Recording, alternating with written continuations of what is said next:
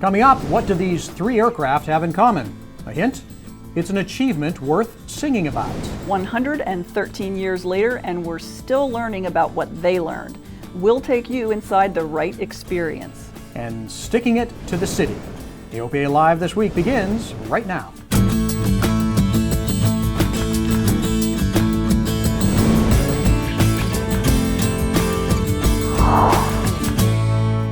As our friend and fellow pilot from Fuller House, Dave Couillet, would say, cut it out. And that's just what the FAA has told the city of Santa Monica. Well, actually, the FAA needed 10 pages to say it. They told the city to cease and desist its efforts to oust Atlantic Aviation and American Flyers, the two FBOs on the field. The feds had a lot more things to say too, including that plans to take over fuel sales and provide only biojet fuel and unleaded gas showed hostility to aviation and was a clear contravention of the law. The city has 30 days to respond to the FAA. AOPA is again calling on the FAA to make it easier and more affordable to add low-cost modern technology to existing GA airplanes. The association said the FAA should improve and simplify its software verification process, and it should also take a risk-based approach to granting production approval. That would make it easier for companies to bring affordable primary flight displays, autopilots, engine monitoring systems, and other software-dependent equipment to market. As we told you a couple of weeks ago in our report on the Trio autopilot being STC'd for certified airplanes, there has been progress at the FAA, but a more comprehensive approach is needed. Oh, but hey, things are looking up for the less affordable end of aviation, and it apparently has to do with the election. Aviation International News is reporting that the latest edition of the UBS Jet Market Index has jumped up, particularly in the light jet market. Customers are more interested in buying since the election. And we're pleased to report that air traffic control services will continue for those new jets and other aircraft. You might not know this, but last Friday we were within an hour of the federal government shutting down again. But just in the nick of time, President Obama signed another stopgap budget bill to keep the federal government running until April 28th. The Senate passed the measure just 1 hour before the government would have shut down. This continuing resolution gives lawmakers breathing room to come up with an actual budget for fiscal year 2017, which actually began back in October. And yes, air traffic control privatization will be a hot topic when Congress gets around to that budget next year. This Saturday marks the 113th anniversary of the Wright brothers' first powered flight. Even after all these years, we're still learning about the Wright brothers' incredible ingenuity and determination.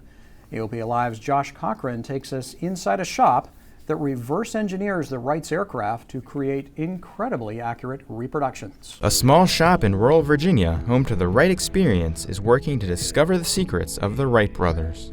It all started when the Army Aviation Museum in Fort Rucker, Alabama, commissioned a model of the Wright B Flyer. We thought that we could just go down to the Smithsonian and get some drawings, and there were no drawings, so we were 6 months before we cut the first piece of wood on that airplane. To build the reproduction, Hyatt and his team had to reverse engineer the whole design.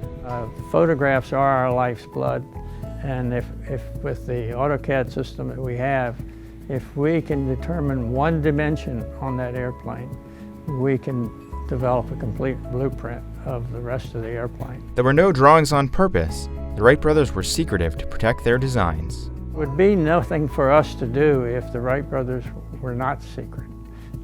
They've given us a challenge to be able to find out what they did know. Once the blueprints are finished, the team builds the majority of the parts in the shop, including the propellers. The process is a continual search to learn more about the Wrights' designs.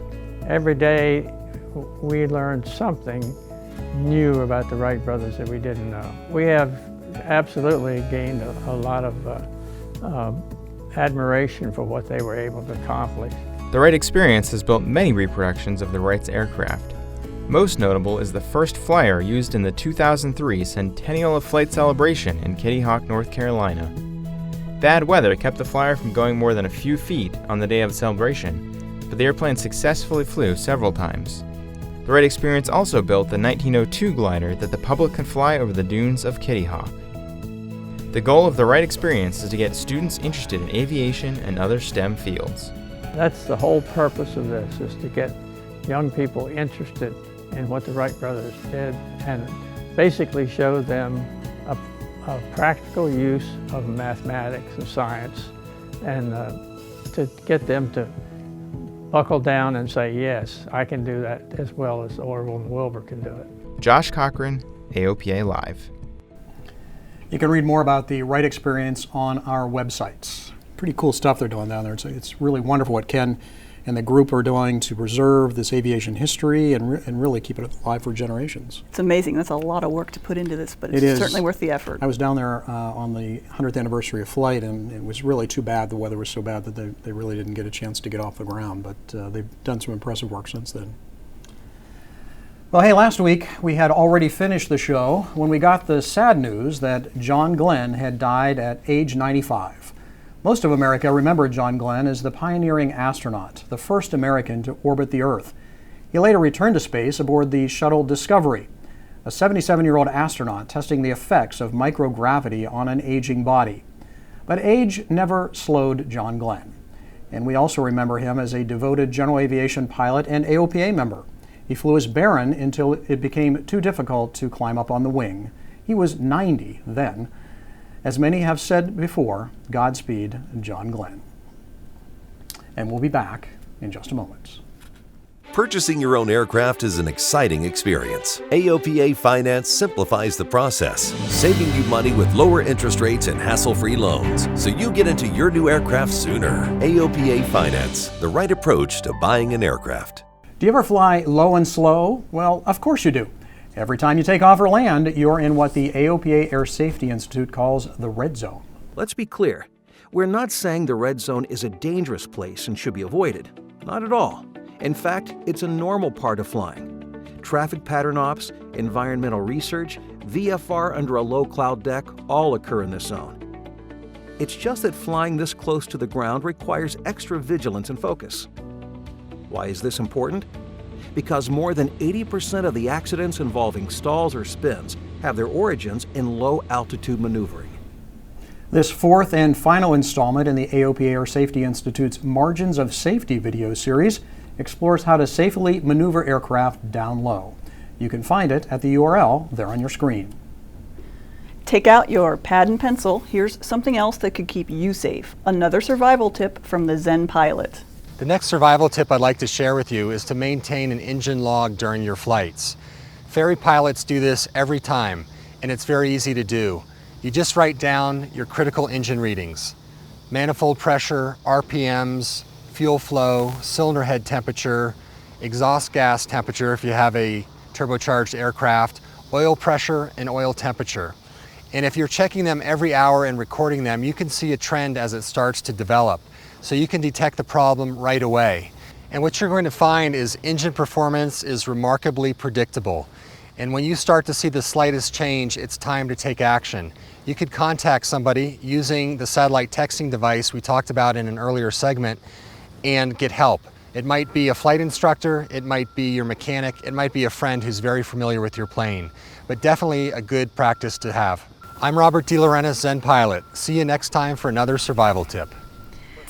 Thanks, Robert. Find out more on Robert's website, flyingthroughlife.com.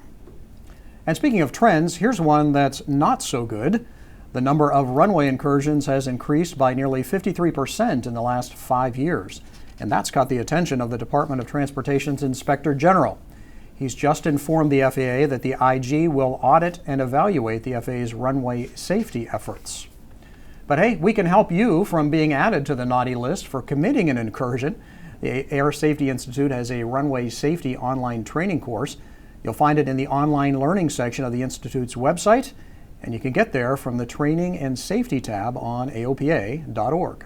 The AOPA Air Safety Institute also has resources specifically for CFIs, including CFI to CFI, a digital newsletter. The latest edition explains why it's critical to use a checklist with care and explores some of the challenges and opportunities for new flight instructors. You can sign up on our website under the My Account and then Profile Information and Opt-in choices. First solo is a pretty special time for any pilot. We all remember ours, but it's also a milestone for your CFI. Warren Morningstar has the story of a CFI, his student, and a very special first solo. This is a tradition almost as old as flying itself. Yes, sir. Mags off, brake set, throttle closed. Brake set, mags hot, crack. A fledgling sits alone in the cockpit for the first time. The flight instructor stands by the runway, confident he has taught the student everything he needs, but still slightly nervous, hoping the student remembers it all. And for this CFI, this solo has a very special significance. My dad soloed me on my 16th birthday. I soloed Teddy on his 16th birthday, and today is Tom's 16th birthday. So it's history. 3 takeoffs and landings, and another for the history books. Take it to the barn. 1 down. 2 to go. Yes, young Tom isn't finished yet. Fired up.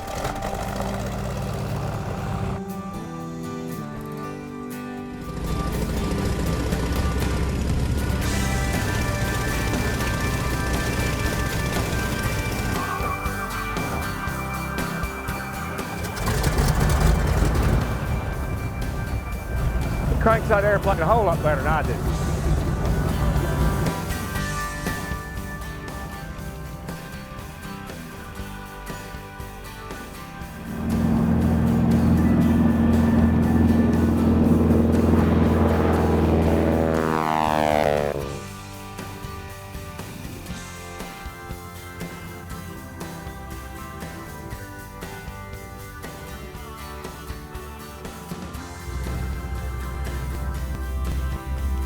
He flew like a champ, but obviously he don't need me no more. I couldn't be happier, man. He, first of all, he soloed that Cub. That was cool enough. That would have been a cool day right there. But jumped right in the Stearman, shot 3 landings. Good performance there. Of course, the big deal's been the T-6. You know, he's a solo pilot, but now he's also complex and high performance.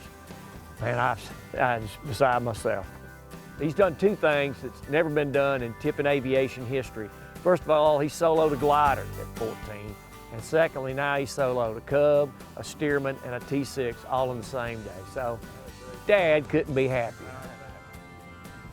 There's lots of aviation history and tradition in the Tippin family. My Uncle Billy and my dad and Uncle Billy's twin brother, all 3 of them were aviators. And my dad, he didn't have to prod me much, because but from the time I was 4 years old, the first airplane I ever put my hands on the controls of was a DC-3. Yeah. And so I had to have enough logbooks on my little fanny so I could see over the instrument panel. But from that minute forward, I knew what I wanted to do, and that was fly for a living. But the airline job just didn't work out.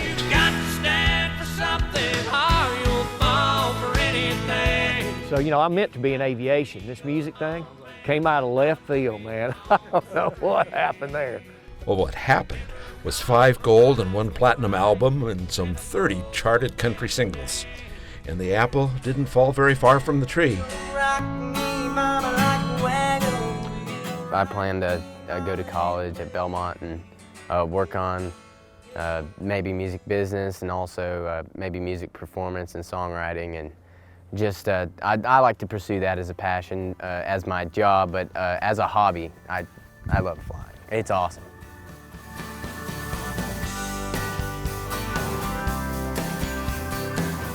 Oh, and by the way, the following day, Tom Tippin went to get his driver's license.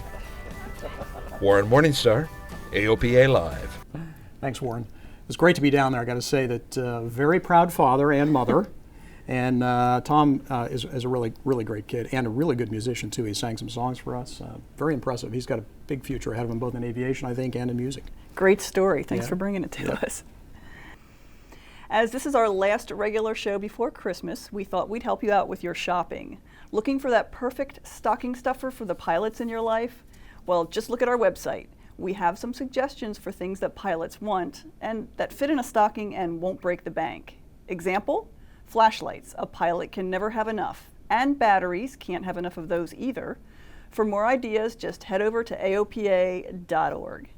And finally this year, as in the past, NORAD will be tracking Santa as he flies around the world. They have a pretty nifty website so the little ones can watch. And our friends in the Civil Air Patrol are going to be providing weather observations for Santa. You'll be able to hear their HF radio reports on the website as well. But did you ever wonder how NORAD got into the Santa tracking business? The story begins even before the birth of NORAD. It seems it all began with a misprint. In 1955, Sears had an ad with the wrong number for kids to call Santa. It was actually the hotline to the operations desk at the Continental Air Defense Command, NORAD's predecessor. Colonel Harry Shoup cheerfully had his staff check the radar for Santa, and the kids on the phone got updates, and a tradition was born. Today, the men and women of NORAD, along with family and friends, volunteer every Christmas to answer kids' calls and emails and update the website. And of course, with NORAD's infrared satellites locked on the heat of Rudolph's nose and Santa cams around the world, NORAD knows exactly where Santa is, and it brings a lot of joy to the world. Have you ever called the number? I have not called the number. But I think Santa would have XM weather, right? Does he really need the HF reports? I don't know. He better get his ADS-B too. Yeah, really, because he'd be locked out of all that airspace come 2020. He needs to invest now. And that's it for this year. Next week, please join us for our Director's Cut show as we look back at some of the best stories from the year. And we'll be back on January 12th for our first show of the new year. Until then, thank you for your time and commitment to AOPA and AOPA Live this week. We wish you and yours the happiest of holidays.